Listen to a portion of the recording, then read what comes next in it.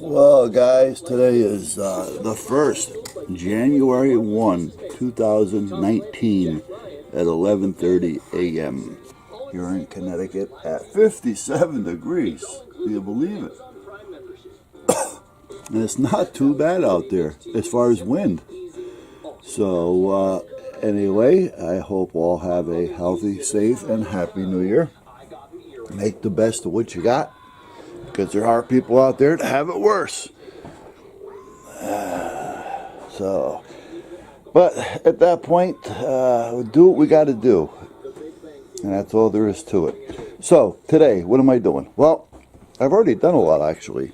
Let me take you around here. I'm not done with it. I'm just in testing stage at this point. Yeah, and I'll start something else in the interim. Yeah, and I'll have 10 testing things going. When I looked at, I had that fan up here, you guys, if you remembered earlier, that one. Well, I remember when I bought this stove, there used to be a fan here.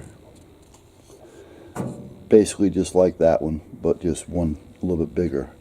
And it would blow in here, blow up, and this is all hollow. There's a wall, as you can see. This is the firebox. And then this here is your heat exchanger, if that's what you want to call it. And the heat, this gets hot in here. The fan would blow in, blow the heat up. And the top of this is grated, so it would just blow it up. And hopefully, or supposedly, we're supposed to give you a little bit of a forced air. Now, I didn't see it doing much, so I decided I'm just going to take it off there, because I had another use for the fan anyway. And it was working, to me, the same. However, I have this, and I have these little holes here. Well, you know what? There were two of them side by side over there. The perfect size for those two fans to fit in the way they are. So I said, well, check that out. So I just stuck it on this real quick and leaned it against there, because I want to see how it actually works before I start going nuts. And I want to close this off, and the bottom is somewhat closed off, but not a lot. But I want to close this off, so I'm going to put a piece of tin on this and put some self-tappers in it real quick. And I'll probably close this one off too, because the more air that it's pushed up, the better off it's going to be for me. Now, it'll probably escape out of this a little bit as well, but that's all right, because anything that comes out is going to give me heat. This is a double-sided pipe, so I don't have to worry about that. So that's kind of where we're at, guys. So I just got to cover that up. Now, that's that project going. Now, also, I had talked to you before. I use these bricks for starting. All right, my fire. I cut them in half, sometimes in thirds, depending on the wood. Well, the store was out of them. And there's only one place around here that sells those, believe it or not. So I asked the wife to go over and pick up a couple more boxes. And she did, and they were out. So, well, they had 18 of them. And I usually buy 2 boxes of 24. So she says, I got you these, because something is better than nothing. Well, this is true. And these were like $5 for 18, I think, something like that. But they strike up real easy. I found that out. But, oh yeah, there's a but. The but is, if the wood isn't totally ready to burn, seasoned, kindling, small, to get it started, it doesn't last or get hot enough, long enough. Now see, that gave a great fire, but this is the second one I've put in there already. So I'm hoping that it'll catch. I mean, they strike up like crazy. Well, you see what I use. I don't know how they'd work with a striker. I'll try one later. I'm not a striker guy, but I'll try one just for the hell of it to see. And then I guess they would be easy to store and pack, if you were going out, backpacking or whatever. The other ones, I still say if you cut them up into, one bar, one of those bars or those bricks cost you about 80 cents. and you could probably get 10 to 12 pieces out of that. And you want to keep the paper with each piece, because the paper, believe it or not, helps light the thing. But you need some type of a petroleum, because with a striker, it doesn't want to strike. You need something to get that striker to hit that spark, to grab it the first time around. So, alright, so anyway, what I'm going to do today is I'm going to work on putting the winch on the front of the van. I haven't got a bumper really made for it, so I have to do some modification, which is going to be an easy modification actually. The bumper naturally is a good metal bumper.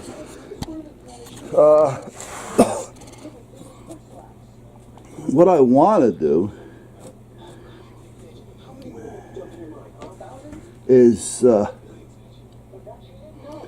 bolt this to this, and then I have to come up through the bottom to bolt the winch on. So I have to notch out these areas here for the winch. So I'm going to go out and get that and see exactly what I got to notch. I'd like to have a piece a little wider. Now, if I had a piece about 2 inches wider, it would be great. But anything that I have that's wider isn't as thick. So, you know, it's just not going to do it. So, you know, because I want to make sure that I've got a, or do I? No, I want to make sure I got a good bite. Yeah, this isn't heavy enough. So I gotta kind of make good with what I have. So I think I can make it work. The problem being is this is aluminum. I mean, it's heavy aluminum. It's not going to go anywhere. And this is metal. If this was metal, I would just weld it on and say screw it. But do I have anything over here? I should go look around my scrap piles. I bet you. Let me go outside and look. No, I'm not going to take you guys with me. But this is going to go and slide in to the bottom part of the bumper. The bumper has a if you got the bumper, it's got a little cutout right here, which is probably about 6 inches by about maybe 25, 30 inches. So, and this is all solid flat right under here. So what I'm going to do is slide this in. It'll slide into about here. And then I can put bolts, which is going to bolt down to the bottom of this bumper. And there's a frame hook here and a frame hook here. So I'll have a good connection, so I don't have to worry about it ripping out. I'm not crazy about the aluminum, but it'll work. It'll work. So like I say, I don't plan on doing a lot. I gotta go outside and don't look around. I wonder. I've gotta have.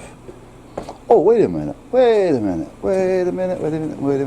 No, I can't use that because I use that for on the tractor, so I can't use that. I don't want to start taking things apart. But I may have some more of that iron or metal. Well, I'll take you with me. What the hell? Let's go to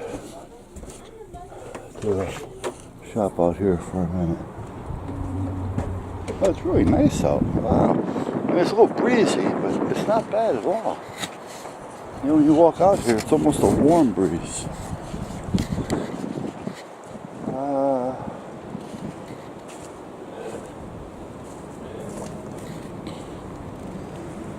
I told the wife this year that we're going to get all this crap out of here. It's been here long enough. I haven't used it, so it's time to get rid of it. The boxes I'm going to keep, but I'm talking about the scraps that I keep around just in case. Like now, for instance. You know, I'm looking for something. And, I mean, this is somewhat organized. On the other property over there, I think I showed you when I had the 3D camera going, I throw things over that fence and leave it there for like a year in case I need something. I'll go over and get it. And then at the end of the year, I just go grab it and throw it out and get rid of it all. That's not organized at all over there. Oh, you know what is over there though? Nah, I don't want to do that. It's too much work. It'd be easier for me just to go buy something.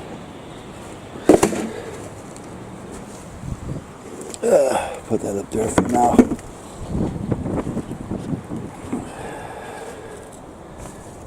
This should be here. I don't want water getting in it. Put it that way. There. I know it's a mess back here. Oh, and Ms. Moto TV asked me about these cylinders. These are test cylinders. And as you look at them, they got dates, the weight, and the strength. There's a place here in town, and they make high-rise parking lots, you know, with concrete and all that, and bridges and the bridge arcs and all that kind of stuff. They build the parking lots. They don't really build the bridges, but they make all the stuff for the people that do build the bridges. And they use these for testing because they have to have a certain amount of strength to the concrete in order for it to work. They used to use and make these, but they found that they were wasting a lot of concrete. So by, you know, just making a few changes to the mathematical figures, they were able to downsize them and still get the same results. And then what they do is they put them into a crusher to see just how much pressure it takes before they start to crumble. And then they let them hang around for a while, and they make a bunch of them at a time because they have to test them at different strengths because they actually make the concrete. And at that point, that's what these are for. So basically, they're blocks that were made for testing, and they're leftovers. And I get them for nothing. So I get them because I make retaining walls and things over there with them. And I'm actually thinking of, that's why I have so many right now, is digging down and putting them in the ground upright like that and making a walkway with them. So all you'd see are the tops. So, you know, it's just certain things you get used to. You know, I'm not used to, I just, when I'm bored, I find things to do. So, but that's what those are. Those are testers, and those used to be the testers. You see a lot of these around East Haven, Guilford, Brantford, because you know, sometimes they look to get rid of them, otherwise they got to pay to get rid of them. You know, when they dump them, they go by the weight. Well, what they do for me, because my wife is the executive secretary over there, they deliver them and stack them for me. So, which is nice. All right. Aha. Aha. Maybe. Maybe. Oh, well, it's heavy enough, that's for sure.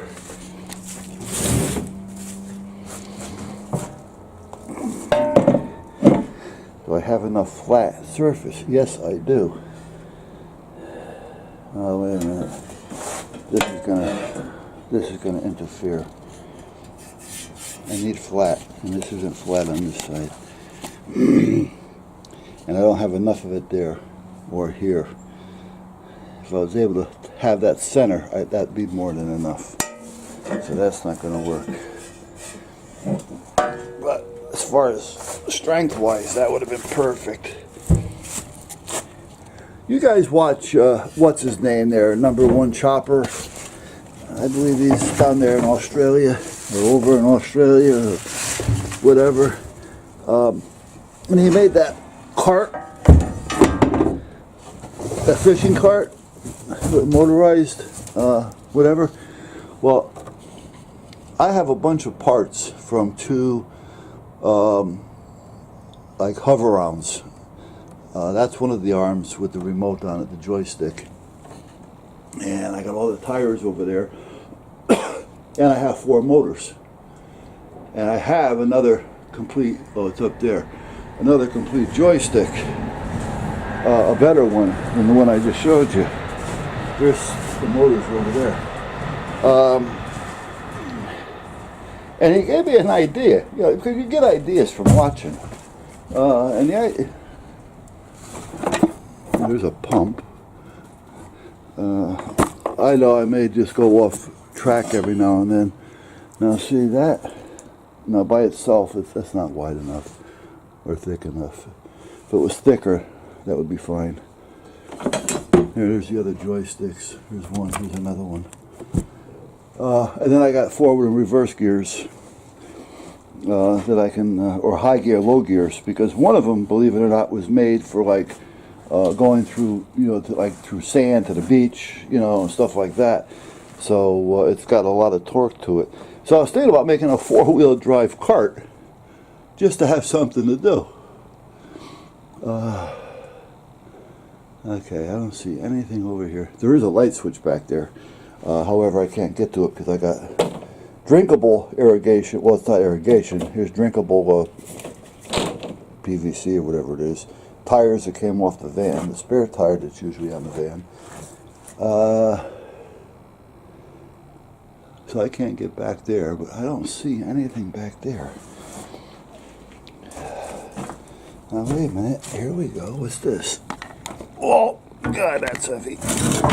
Oh, jeez.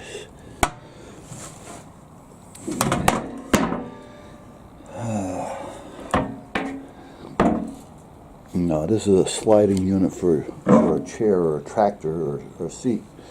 I don't want to wreck that. Besides, it's not going to be enough there to do it with anyway. There's some more motors. There's tin. That's not heavy enough. Below the bottom here, I don't know if you can see it, that metal piece. There's a metal piece down there. It goes all the way down. It's so that the when you bring things in with the hand truck, you're not going to chew into the side of the truck body, because that's what it is. So it's basically there to protect the truck body, but it's not quite heavy enough to act by itself for what I need to do.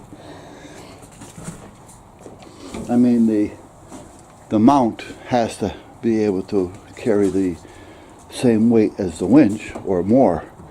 Otherwise, you know, it's not going to be any good. You know, it's only as good as it's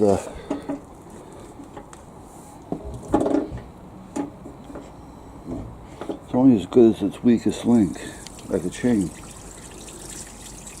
Gotta drink the water out of that.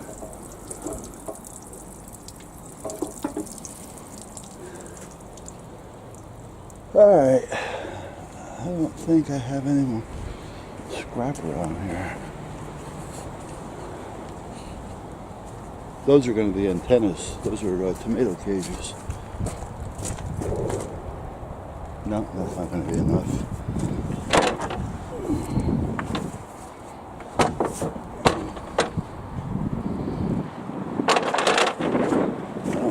I don't have anything in here.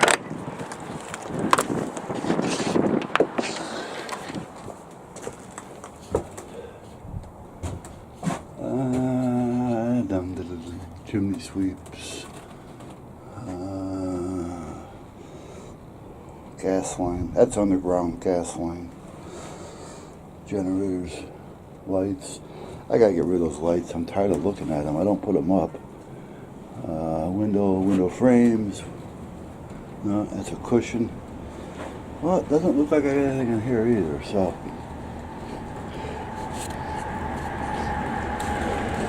These are nice cords to have around. These are heavy 30 amp stuff. And I got the splitters so you can tie two together. I got the adapters so you can plug them into a regular plug into a 30 amp circuit. This is all stuff that when I had the boat. And I don't want to get rid of it because they're cords. You can always use cords. I don't need that ring anymore. The line on that will have to be replaced sooner or later. Maybe I'll take it down. There's a Go Light for those of you who may have heard of them. They're remote and they are super bright. These lights, I got two of them. And they were both on the boat. And I had this one on the van for a while. The old Astro van that I had. The thing, I tell you, they're nice lights. They're remote. So all you gotta do is hook up power to them. They don't draw a lot of power, so you don't have to worry about running, 8-gauge wire to make them work. And I'll tell you, I'm thinking 20 years old. It doesn't seem that long. Wow! I put these on my boat back around 2000 or around 1998 to 2000. All right, so they got to be close to 20 years old. There's one there. I just took that one down not too long ago, but there's another one up here on the pole, so I can actually scan the yard with it at night from inside the house. And I just turn the cameras on so I can see what's going on. And they still work good. Excelente. Excelente. Hunter, Bear. Wait a minute, I'm coming, buddy. I'm just looking for a piece of iron that I know I'm not going to find. I'm going to have to go to the iron shop there. Well, I call it an iron shop. Pick up some more plate steel. So I usually have shit laying around. This summer, once I get the yard cleaned up. Hey, buddy, how are you?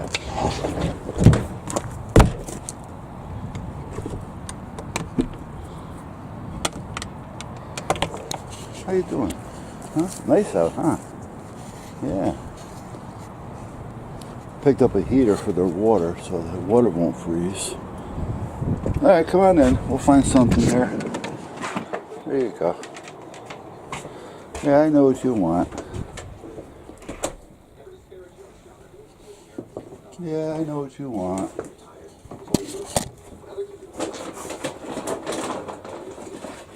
Give me some duck.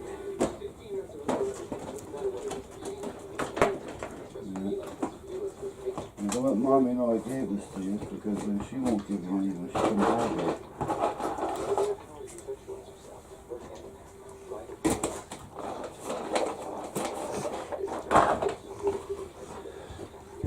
Even if I had a couple of good pieces, yeah, look at those allergies, huh?